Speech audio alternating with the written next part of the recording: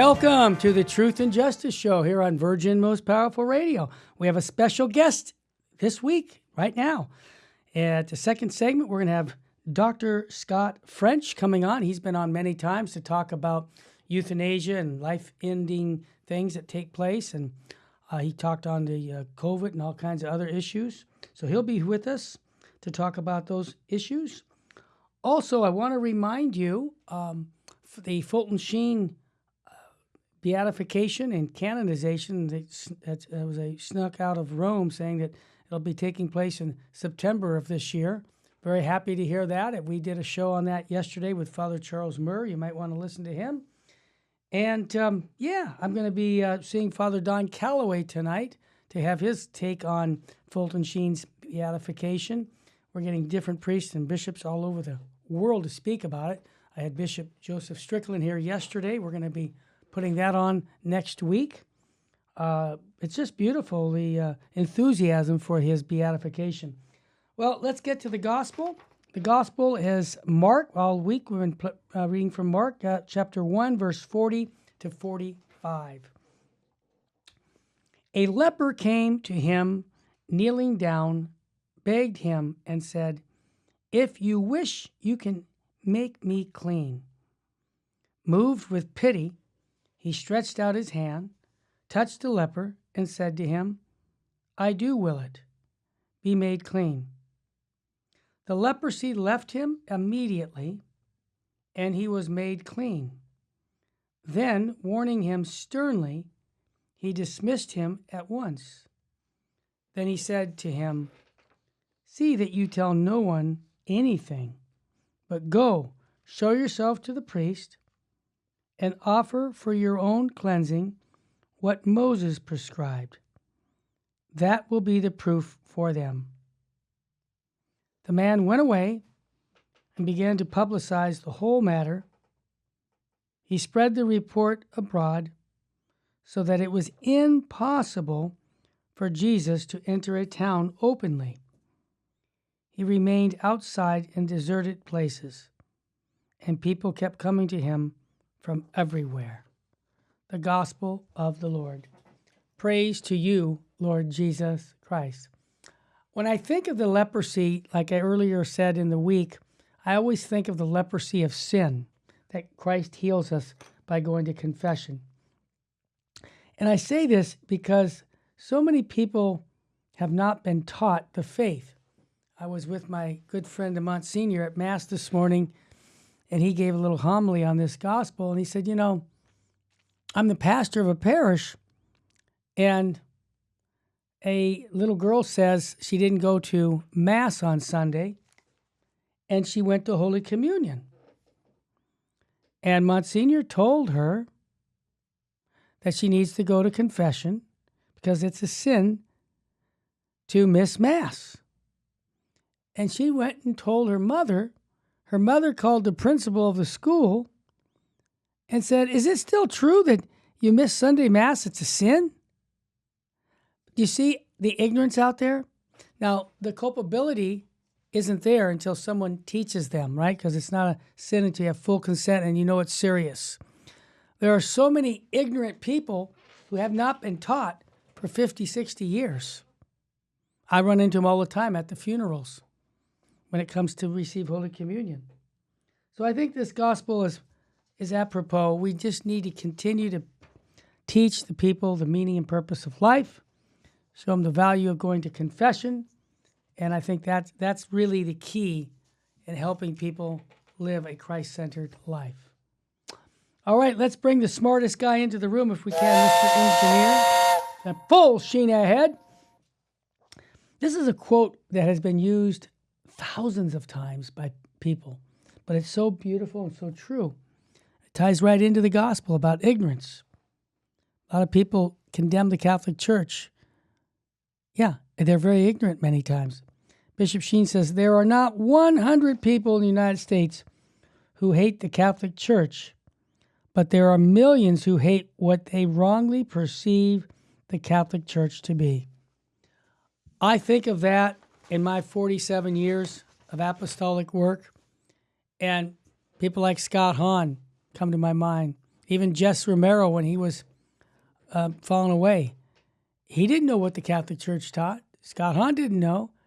And many of my friends who have converts to the Catholic faith, I mean, even Joshua Charles, who will be on tomorrow as a convert to the Catholic faith, said, I didn't realize the Catholic Church taught this. And again, the common denominator was going back to the fathers of the church. And when these guys go back to the fathers of the church, they realize, wow, the Catholic Church is teaching what early Christianity taught about Mary, about the Eucharist, the sacraments. What? It really shocks them. So I think that quote from Fulton Sheen is apropos for us today. Also, I wanted to give a shout out to my Franciscan friar friends, because you know I was in a Franciscan friary for some time. Pope Leo declared a Jubilee year of St. Francis. It's the 800th anniversary of his death. So all the Franciscans have that, and there's a way to you can get a plenary indulgence during that special year, which begins January 10th, by making a pilgrimage to a Franciscan church or a place of worship named after St. Francis. So that's pretty easy. There's a lot of churches in Southern California named St. Francis with that title. So I want to encourage you to take advantage of that. Also, things are filling up at the Spiritual Warfare Conference with Father Chad Ripperger. The theme is Lead Us Not Into Temptation. It's going to be March 20th and 21st. If you're thinking, well, do I want to go see Father Chad? Yeah, you should. Even if you just get the tickets for streaming, because you can get every word recorded, and then you keep it and share it with your friends and family. Like if you have a rosary group that comes over once a week or once a month, show the videos. This is how we spread the word. Now, Kyle Clement will be there, Dr. Dan Schneider, Jess Romero will be there. This is going to be a wonderful opportunity to study our faith. And we have the traditional Latin Mass going at both days, so you won't want to miss that also with Father Chad Ripperger. Go to vmpr.org, look under events, and then you can register online. Or if you're not comfortable with the computer and you want to do it verbally, you can call 877-526-2151. I'll repeat that number, 877-526-2151. That way you can come to that conference. Also, I want to make an appeal. We have had many people who are monthly donors decide they can't do it anymore. So we need to get new blood in. We need people who believe in the mission that we're doing for, especially Virgin Most Powerful Radio, but what we've done for 47 years with Archbishop Fulton Sheen and distributing so many recordings of Fulton Sheen throughout the world. And now we have this marble statue, 6-foot-long marble statue. If you want to put your name under that statue of Fulton Sheen, I think it's a $100 donation. You can call Trish or Mary Lou at 877-526-2151. And when the bishop comes to do the blessing of the statue, I'd hope you could be there for that. It's going to be about 9 feet off the ground because of the concrete slab we put in plus the pedestal. So this is going to be beautiful. We're excited about it. And yes, it did cost money. That's why we're raising money for it. But if Bishop Sheen had touched you like he touched me, you wouldn't let money get in the way. And that's why we took years to design this marble statue. But it's ready to go. It's just off the coast of California, coming in a large boat. And it'll be in about 10 days to our church, the Sacred Heart Church in Covina. I will videotape it all for all of you listeners. If you can't make it, you'll see us installing the statue. It's going to be exciting. That's why I say full Sheen ahead with Bishop Sheen. When we come back, folks, we are going to have Dr. Scott French with us talking about euthanasia. We got some quotes from the Holy Father. We've got quotes from what the states, what's going on, and why euthanasia and abortion are tied together, and much, much more here on the Truth and Justice show on Virgin Most Powerful Radio. One more thought. If you can become a monthly donor, even at $25 a month, you get hundreds of recordings that we've made over these 47 years. People like Jess Romero, Scott Hahn, Tim Staples, Father Bill Casey. It's all from our St. Joseph Communication Library. You know, you'd spend $100,000 if you bought them all over the years. You get it for $25 a month. And if you want to become a monthly donor and you want to chat with me about that, you can call me. I'll give you my cell number on the phone, on the radio, 661-972-7872, because what we need to do is replace the folks that are leaving for whatever reason, but we need to get new people in so we can pay our monthly bills. And as you probably know, monthly donors pay the monthly bills.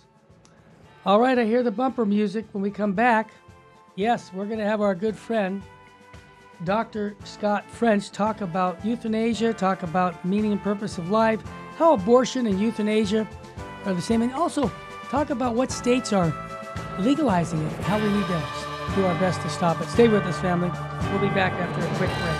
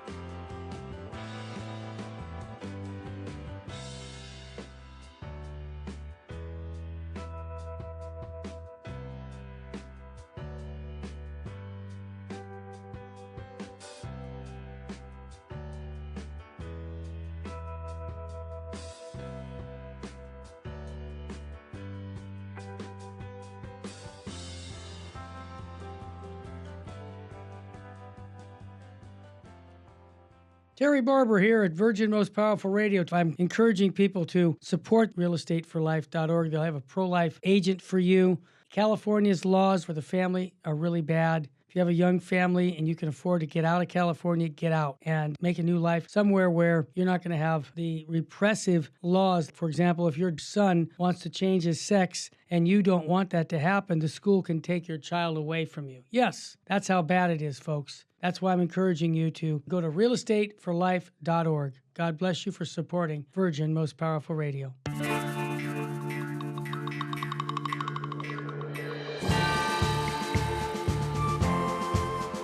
Welcome back to the Truth and Justice Show. We have our good friend, Dr. Scott French, with us. Doctor, welcome back to the show, my friend. Thanks for having me.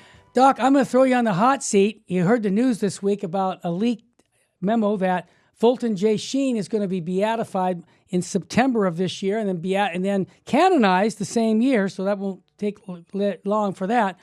I've been getting everybody I interview, I get their take. What has Fulton Sheen made an impact on your own life as a Catholic?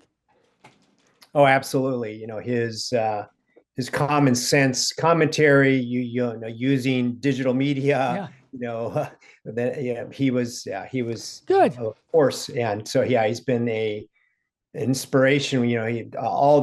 All the great saints had huge Eucharistic Yeah. devotion, and understood the Yeah. importance of reverence at the Mass and Yeah. all those. Yeah, it's yeah. And to think that the daily holy hour that he did 60 years in a row for 60 years, Yeah. and then encouraging priests to do that. And then back in 2002, when we were having our crisis in our church of scandalism in the clergy, we sent 30,000 priest retreats by Bishop Sheen to every Catholic priest in America.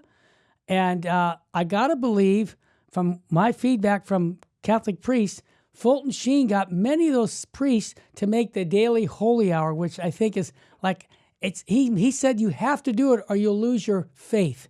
I mean, that was strong. Now, I try to do every day, and I get it done, an hour of adoration. Why? I'm not a priest, but I do love the Eucharist. And, that's essential in my mind for my own work as an evangelist to be close to Jesus and the Eucharist. And I know you have a great love. You've been teaching the real presence for years. Doc, before we get into the topic, tell us a little bit, since it's been a couple months since we've had you, what you're doing and how people, can support what you're doing. So yeah, I'm still doing talks up at the San Francisco Diocese, Good. Archdiocese, but also other areas as well, going to schools, Good. going all over the country, really giving talks about the truths of our faith. And, back to Fulton Sheen, Sure. soon to be Saint Fulton Sheen. Yeah. He was all about evangelization Yeah. and getting the truth out there. We're in the midst of this spiritual warfare. Amen.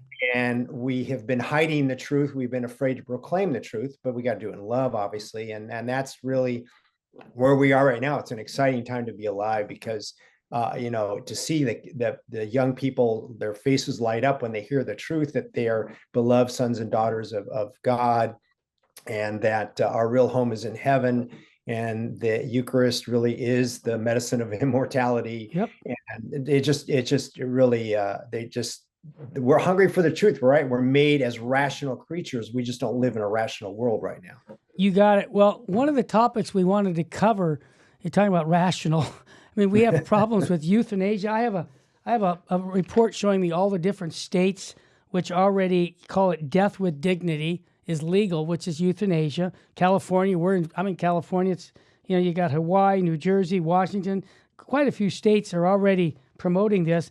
And also abortion and, the killing of innocent life. And I just want to ask you two things if we get across the issue of euthanasia, abortion, how they're connected.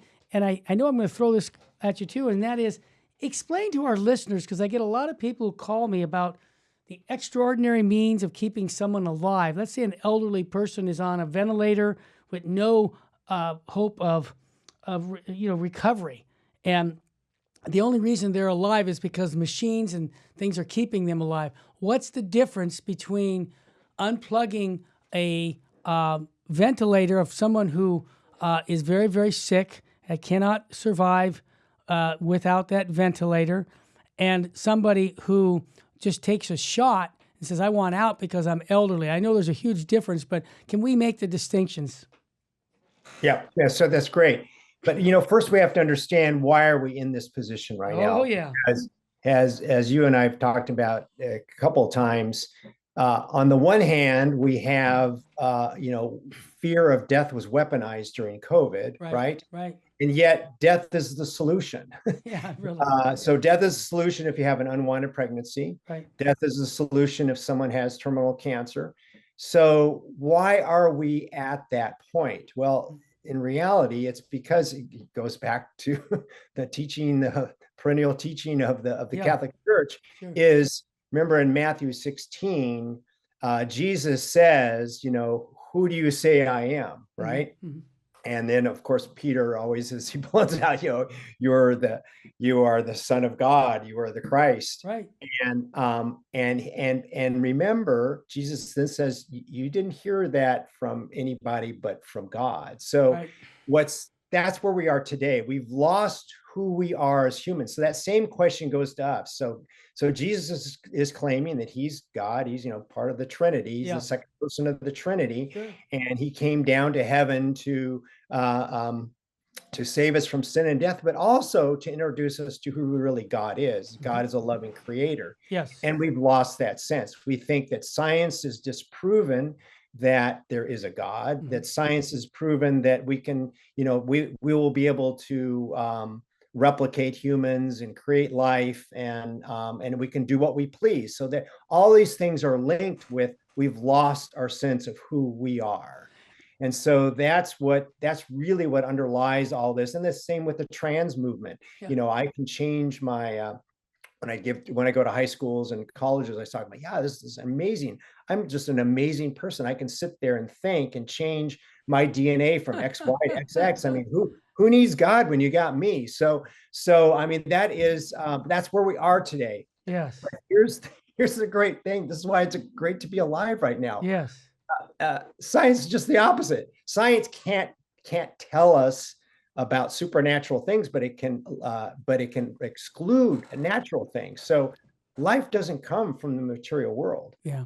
That's what the culture tells us, that life comes from the material. It doesn't. Our bodies come from the material world, but life itself doesn't come from the material world. And actually, God created both the universe and the immaterial world. And that's what we have with, the Big Bang Theory, and then near-death experiences show that our minds survive bodily death. It's great news. That's right. So that's really what underlies all this. And so we don't have time to go through all of that, but I think it's really important for our audience to understand. Absolutely. That this is we live in a very anti-human culture, because if God really is our creator, then he knows, he has our instruction manual and knows what's good for us. If we're our own creators, then yes, then we get to do what we want. We can create ourselves and we can determine what sex we have. But there's no evidence that's true. But we do have evidence that God really did create the universe, and so the material world, but also the immaterial world. And we've gone through that before, but we'll just mention it at some point. One question I have is, because a lot of people have texted me about this medical development of stopping death. They tell you, if you take this medicine and if you practice this will at least give you another 30, 40 years, or even it'll stop the aging process. All these advertisements about it's almost like people will buy anything if you're telling them they don't have to die. What is going on in our culture? Right. Well, and remember, Xi Jinping and Putin had two of my favorite people had a conversation about how they could extend life to 150 years potentially by organ transplant. Of course, we know where those organ transplants come from prisoners in China. But anyway. So again, it's back to who are we as humans. Exactly. So that really, we've lost that sense of who we are as humans, and do we create ourselves? So what I do with the high schools and junior high kids, and then the college students, is that they're not learning any of this in school, even sometimes in some of the Catholic schools and the religious schools, but when they hear the real science, they get it. So the way I explain it is, okay, so what we hear from our betters is that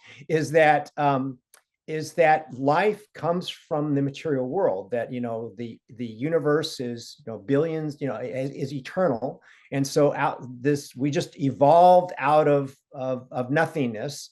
Again, there's no evidence for that. The Big Bang Theory says that there's some cause that created the universe that has all the natural laws that permit life.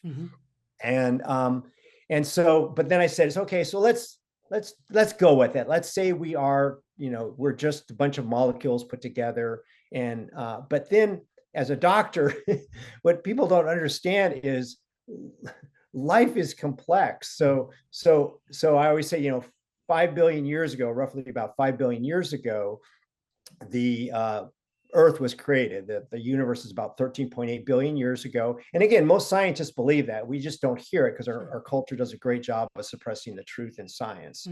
And so science is, the leading scientists all agree, the universe is not eternal. It did get created, and it follows natural laws. So our bodies follow natural laws. Mhm. But if our mind and our souls are not part of the natural laws, then they don't decay. Like that's the second law of thermodynamics, Right. is entropy, which is what we call aging. We do die. Our bodies die. But if our minds are not, and that's what near-death experiences show, Yes. that we have immortal souls. Incredible. And so we've lost that. So again, what I go into is that, all right, so let's say that they're right, which again, science shows just the opposite. So how do at 5 billion years ago, the earth was rocks and water. Yep. So, but today we have dancing, singing, walking rocks. Right? What are molecules made out of? Made out of atoms. Sure. And atoms are made out of electrons spinning around protons and neutrons. So rocks, the last time I checked, are not alive, but we humans are. So what's the difference between their atoms and our atoms? Yeah. So now again, we're made out of carbon atoms, because carbon atoms have just the right force to create proteins, which is what we're made out of. Proteins, that's what DNA codes for. So there's a divine design, right? There's a design, right? So there has to be a designer. DNA is a code, right? Sure. And so how did that all come from rocks? So what are again, scientists all understand this. Over 90% of doctors know that there is a God, God created life. We didn't come from rocks. So someone guided that, made DNA, and someone had to plan all that out. Well, it implies a divine intellect. So intelligent design is real. And so how did that all happen? So what I say, so then that means that thought, and again, that's the other thing that our culture says, is that all thought comes from DNA.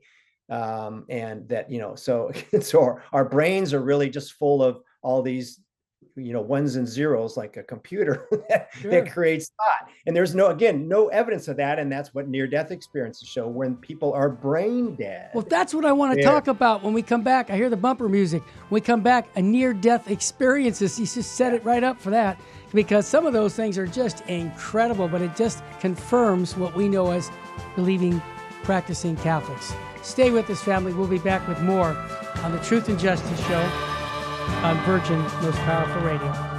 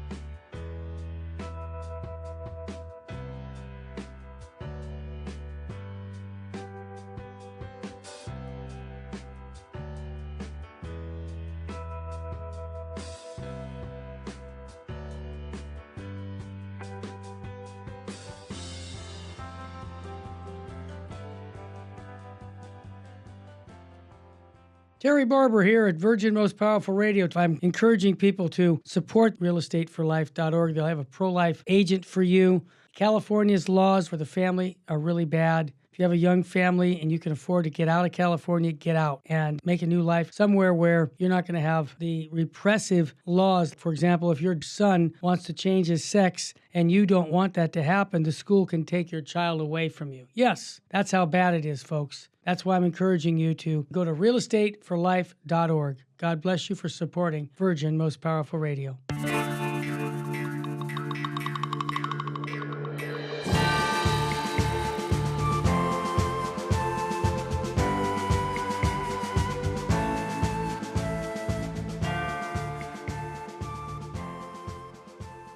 Welcome back to the Truth and Justice Show. We have Dr. Scott French talking about euthanasia, but we're also talking about near-death experiences. I never grow tired of these stories, Doctor, because it should inspire all of us. Because here I do 200 funerals a year at the chapel. I meet with families on a couple every week, right? And I sit down with them about their loved one who died. And I try to give them the hope of the gospel and what needs to be done about their loved one, having have holy masses and prayers, and that this life is short, eternity is forever. But I've shared some of those near-death stories that I got them from you and Father Spitzer, I might add. Those are the two sources I've gotten them from. Yeah. So let's talk about near-death experiences. Yeah, and it's linked to what you said with euthanasia, because once you understand that our bodies do die, and that's what the Shroud of Turin shows, that our bodies are resurrected. But that's another show. But anyway, our bodies do die because they follow natural laws. But if our mind, our soul, that life-giving principle, so our soul is both the life-giving principle and our intellect and will. Right. If that's not from the material world, it doesn't die, which is what the Bible tells us. And we go to one or two destinations. Yeah. And so that's why it's connected to euthanasia, because these people who have near-death experiences see their lifeless body. Yeah. They see their lifeless body, and they don't want to come back because they know the other side is better. So that is what gives people hope. And so we take hope away when we say we're just a bunch of random molecules, and so whatever we can do is, and we're being compassionate by killing that unborn baby who's not wanted, and we're being compassionate with the person because they have too much pain. But again, that was an excuse years ago, but now we have really good medications. People don't have to die in pain. Right. So can you explain what palliative, when you said they don't have to die in pain, what palliative care is? That's what palliative care is. Yeah. So people do not have to die in pain. And so that's not an excuse anymore. So it's just so, but again, this idea that we can prolong, but on the other flip side, we think we can prolong life, with like Xi Jinping and Putin said, and some, but no, and you can download your brain, no, because it's not part of the material world. It's immaterial. It's God created our mind, our soul. That's in Jeremiah 1. I knew you before I formed you in the womb. That's right. And so, and we have all these things that in the Bible basically pointing to the claim. And here's what people don't understand. Religious truth is binary, right? There either is a God or there isn't, right? Yeah, we either have a soul that is immortal or we don't. And science is not infallible. We know we can make mistakes with science. It can only opine on what it can observe, right? Yeah. And so these miracles, like the miracle of a near-death experience, is scientists can say, well, we can't exclude a natural explanation for why this person, and we'll explain what happens with that, why this person who was clinically dead can see and hear, that we can't explain that. So it's a supernatural, which science can't opine on. Right. But it can, so all it can do is exclude a natural cause. That's what miracles are. That's how beatification of Fulton Sheen will be, is because of, it's usually a medical thing that someone is they're cured of cancer and there's no natural explanation because they were going to die. So So what is a near-death experience? A near-death experience is something I see in the ER all the time, is Wow. what we call clinical death. People, come in from a heart attack or, trauma or whatever, Mm-hmm. and we're pumping on their chest. We're breathing for them. We're pumping on their chest because something really bad happened, and without life support, they're going to die. And in most of these cases, where their heart's not working, nothing's working. Some of these people are resuscitated, right? Yeah. So some of these people are resuscitated, and what the most interesting cases are those people blind from birth, so they have no visual neurons in their brain. There clearly is an interaction between your brain and your mind, but the mind survives bodily death, which we're going to find out with these near-death experiences. Sure. So the brain gives us emotions, our senses, and all that, and that's really what the father of lies is upset about, because we have senses and we can sense reality, right? We deal with reality. Our bodies, Right. remember Jesus healed with his touch. Sure. So we have bodies, and that's what the spirits don't have. They have a mind, but they don't have a body. But we have a body, and that's why Jesus came down, incarnation, to save our bodies as well as our souls. I mean, our bodies are important. That's why we don't want to mutilate them. That's why we don't want to do do these things that we're doing to them, because it's the temple of a temple of our soul, which our soul comes directly from God. So what a near-death experience is: clinically dead, they're resuscitated, Mm-hmm. and what happens while they're clinically dead, both people with and without blindness or other issues. Mm-hmm. But the most interesting ones are people that are blind from birth, so no visual neurons. And this one case that we've talked about a lot is this gentleman who's blind from birth, has uh, something goes wrong during surgery in a hospital. He floats outside, his soul floats outside, his spirit flows outside his body, sees his body, and again, he's never seen anything before because he's blind from birth. He didn't have acquired blindness like Father Spitzer has, who, acquired blindness. He was able to see. So he sees things. He has never seen his body, didn't know that was his body. This happens with every one of them. Wow. They're over above their body. They see their body. They see the doctors and nurses. Yeah. They hear the doctors and nurses, and me as a physician, I've learned that I got to be very careful when I'm resuscitating somebody, because they can hear your conversations even though they're dead. So clinically dead. And he floats outside the hospital and sees the train tracks, hears the horn, he sees the sign where it says it's going.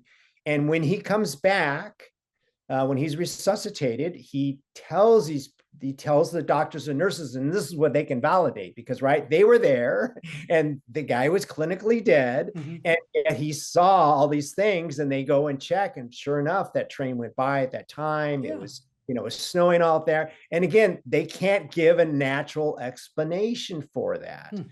And what's fascinating to me is that I've been doing these talks, for several years now, is everywhere I go, these near-death experiences are way more common than people realize. Anytime there's more than 30 people in the room, someone will come up to me and say, my aunt or someone had a near-death experience. And then the other one is terminal lucidity. And these are people who are in a memory unit, either from Alzheimer's or severe dementia, who haven't spoken for years. And suddenly, the day they're going to die, sometimes hours before they die, they wake up, have an intelligent conversation. Hey, Bob, I'm going to die. We need to, what do we do? And you go, what about the house? And what about Mary? And all that. And then they die. How do you explain that? Again, it's great news. Your mind is more than your brain. We do have an immortal soul, and it goes to one or two places. Now, most people have positive near-death experience. So we estimate about 8% have positive near-death experiences, but some don't. A lot of the ones that have negative near-death experiences don't remember it, because I'm sure it's very traumatic. But we do have some ISIS fighters left for dead on the battlefield who were thought to be dead, but then they went by. Oh, they were still alive, so they got resuscitated. they had visions of hell Wow. and convert to Christianity. Incredible. Yeah. So this stuff is real.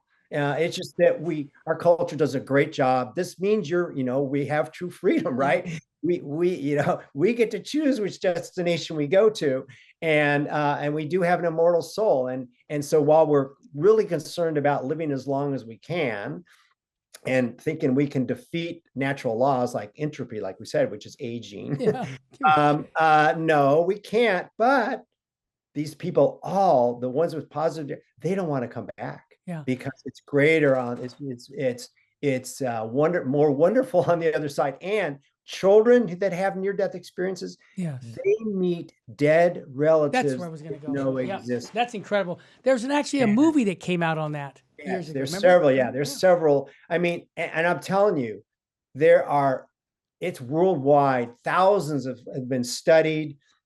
And like I said, everywhere I go, it's God is trying to say, hey guys, what the Catholic Church has been saying for a long time is true. You really do have an immortal soul. and it goes one or two destinations. So that's what life is about, is getting to the right destination. Exactly. And we have eternal. I mean, they don't want to come back. No. It's more, but they're sent back to give this message. And so that's why it's an exciting time to be alive. Yeah. They can censor, they can try to hide the truth, but the truth is coming out. I mean, it's overwhelming. The stories are coming out left Absolutely. Paul Zucchelli from Phoenix was on our show a couple years ago, and he had a near-death experience, and it got him so motivated about his Catholic faith. He said exactly what you just said. I don't want to go back. Yeah. This is awesome. But he had a warning that you need to get your act together. And he did. And he's got a zeal that most people would love to have. But these near-death experiences. I listened to hundreds of people. I've listened to tapes and stuff. There's nurses that had to change. I mean, some people are, told you got to change your life and all that. Others, like the kids, of course, not. Yeah. But it's incredible.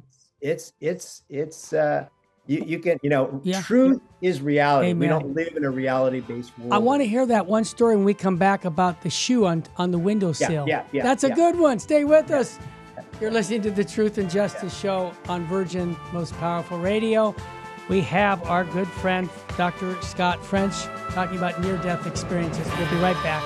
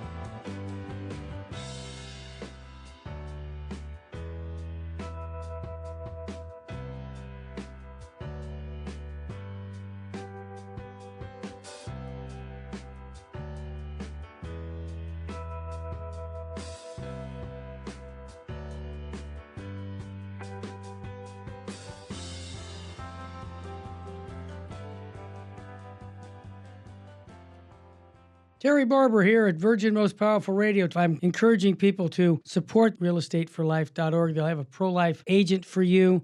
California's laws for the family are really bad. If you have a young family and you can afford to get out of California, get out and make a new life somewhere where you're not going to have the repressive laws. For example, if your son wants to change his sex and you don't want that to happen, the school can take your child away from you. Yes, that's how bad it is, folks. That's why I'm encouraging you to go to realestateforlife.org. God bless you for supporting Virgin Most Powerful Radio.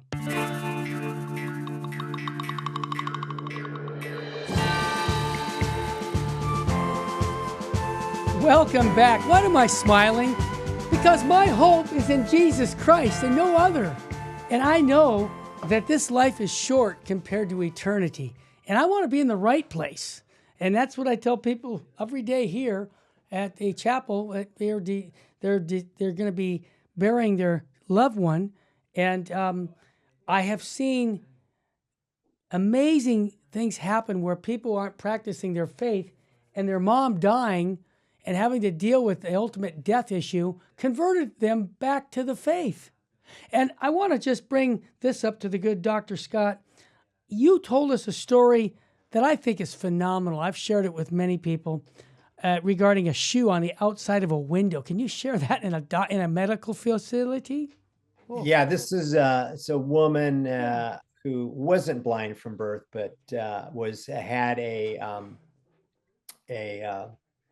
near-death experience, and she floated through the hospital walls, floated outside the hospital wall, and saw a pair of red shoes. Oh my gosh. And when she's resuscitated, so again, she's 4 floors down, yeah, she floats out through the hospital walls, and tells again the doctors and nurses, yeah, there's a pair of shoes. Yeah, right. You floated outside, right. And sure enough, they're there. And so again, there's thousands of stories like this, but I also want to relate it to abortion. So there is the story of the young boy who had who met he was having a near-death experience. He met his unborn sister that he didn't know existed. Incredible. So he tells his mom. They made a movie about this. Yes, they did. I saw it. Mom. And the mom thinking, well, he just dreamed this, whatever. And she says, well, what was her name? Yeah. And he says, she didn't have a name. You guys didn't name her before she had, it was a miscarriage. And so this again goes against the narrative of the abortion industry. They are alive human beings. And unique human beings, and fortunately they all go to heaven, but you're killing a human being. It's the same thing with this goes back to the euthanasia. They're still alive. And they used to use brain death as a way, and now there's really controversial because again, like we say, we've gotten so much insight from these people that have had near-death experiences. Some of them have been in comas for years. Years. I know, and then suddenly wake up. Yes. So and again, that again shows that we don't know when death occurs, right? And with these near-death experiences, they're clinically dead, but then some of them come back. And so we don't really have a good way to determine when someone's dead, and in ER, I never have that problem, right? We can't restart their heart, right? So they're dead, so it's easy for me. They're not responding to the interventions we've done. Sure. So again, we're back to it. And I want to go again back to really behind this is we've lost our sense of humanity, who we are. Of course. We got to remember that prior to Christianity, there was child sacrifice. They couldn't do abortion sacrifices because that would kill the mother. So child sacrifice was practiced, Moloch and all the rest, particularly in the Middle East. And when Christianity comes around, it ceases, right? Because we realize that they're human beings. These children are, live human beings. Well, now we can kill live human beings inside the womb. Wow. And we call that healthcare. Yeah. So people need to understand that was, the demons were behind that, Moloch and all Yeah. that. It's the same thing with abortion. It's the sacrament of the devil. Because again, we get to participate. We don't create life. We just spoke about Right. um, how that life doesn't come from the material world. We participate, but that spark of life, whatever that is, that soul, it comes directly from God because it's not part of the material world. Right. We're ensouled bodies. Yeah. That's why Jesus came incarnate.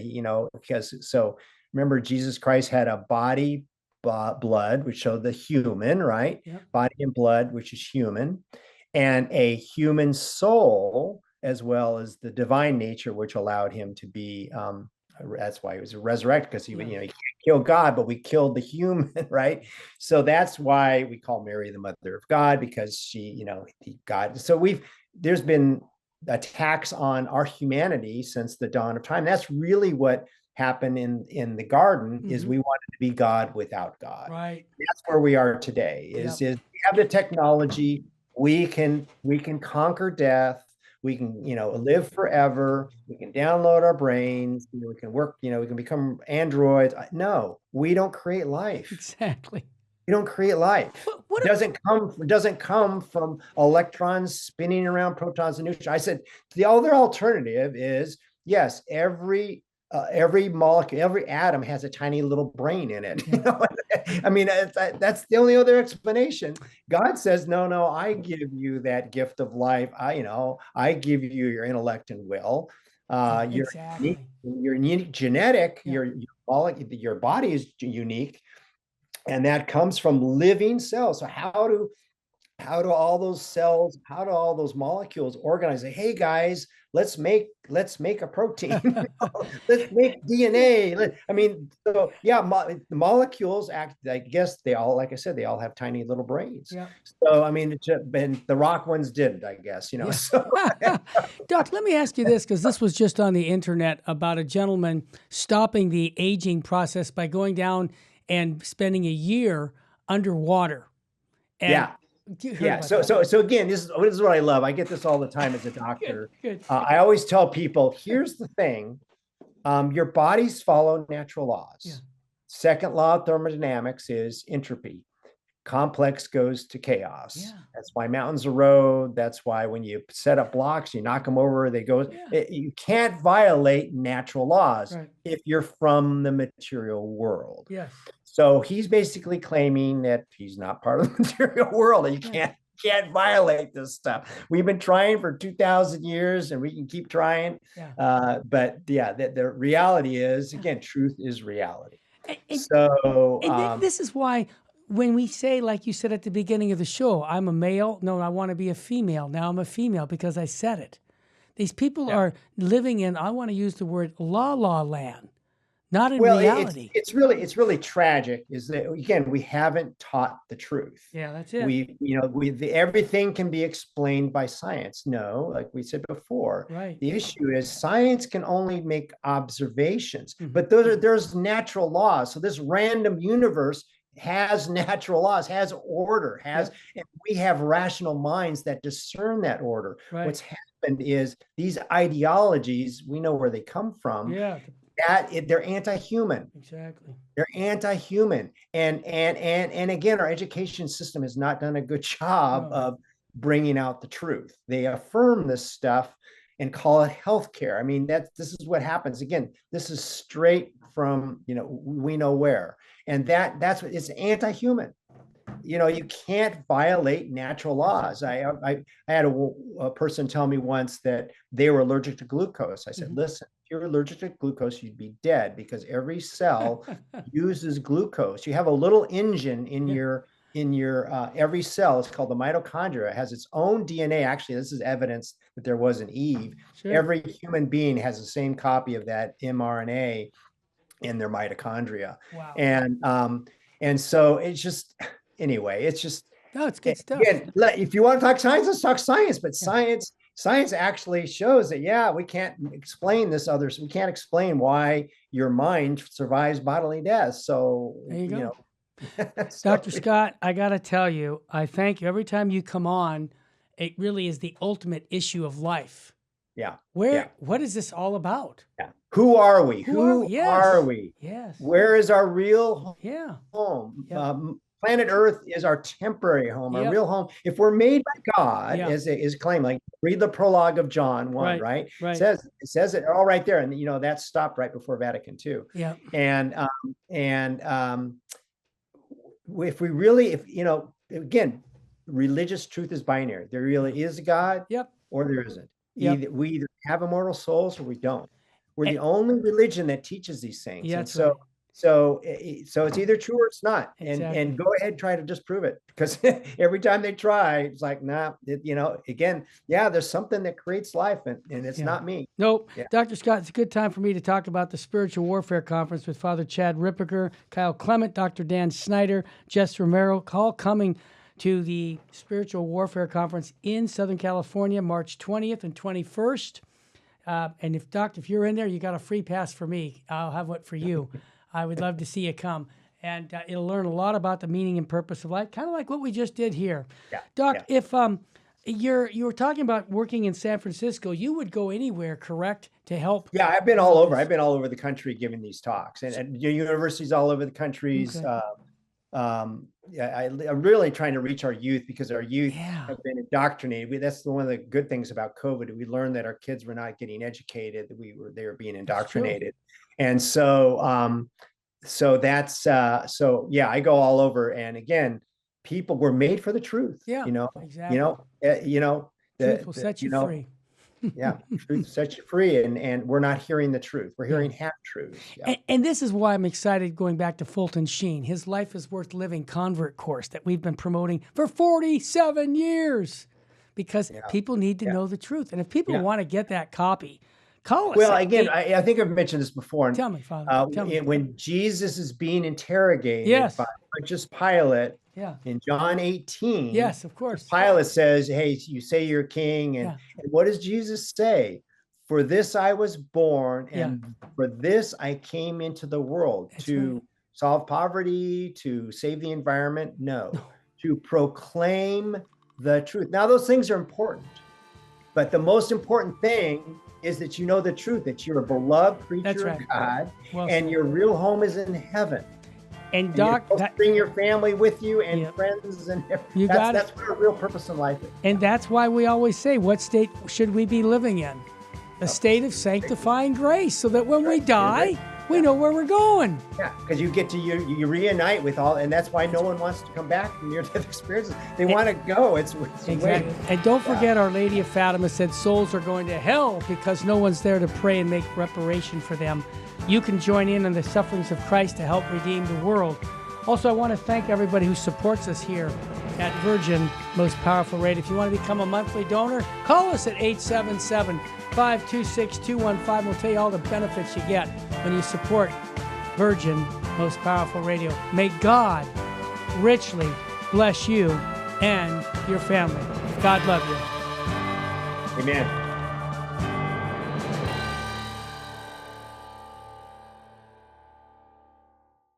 Saint Faustina's Prayer for Priests. O my Jesus, I beg thee on behalf of the whole Church, grant it love and the light of thy Spirit, and give power to the words of priests, so that hardened hearts might be brought to repentance and return to thee, O Lord. Lord, give us holy priests.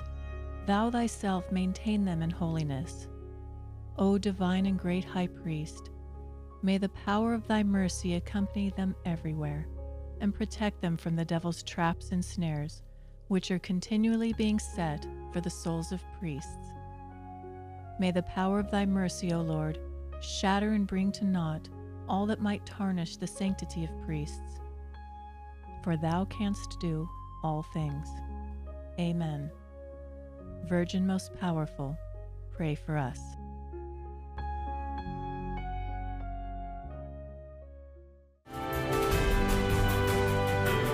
Virgin Most Powerful Radio. sharing the gospel with clarity and charity.